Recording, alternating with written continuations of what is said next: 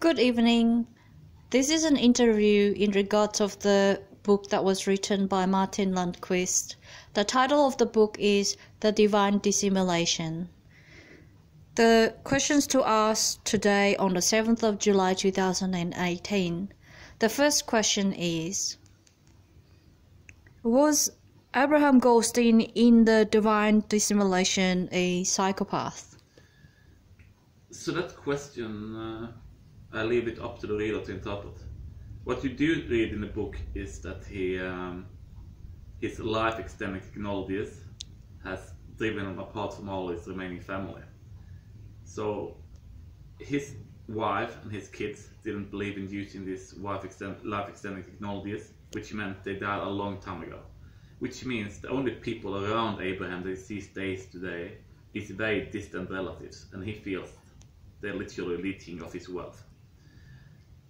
What you need to know is when Abraham Goldstein first travels to the divine dimension, it is because he wants to meet with God before he dies, so he can die with peace. However, when he gets to the divine dimension, he finds out that God is dead, and he also finds the divine technology, which essentially is a mind control technology, so he can convince people that he is God.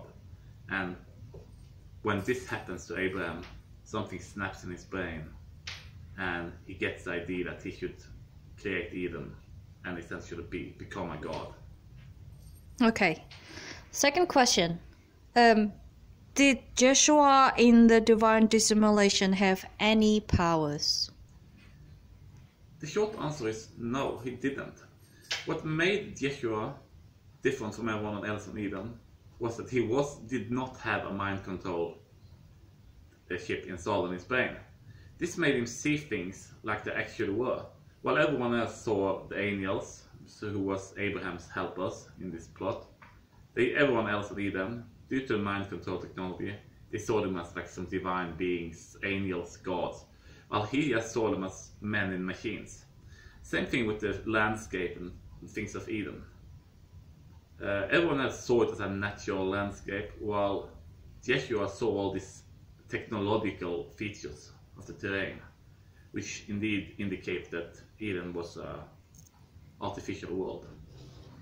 Okay, the last question is, what was the divine technology and why was it originally invented? The divine technology was developed by the Setans, and they developed this technology because they needed to convince humans that they were gods. The reason the Setans needed to convince humans that the Setans were gods were because they needed humans to fight their wars against the Xenos.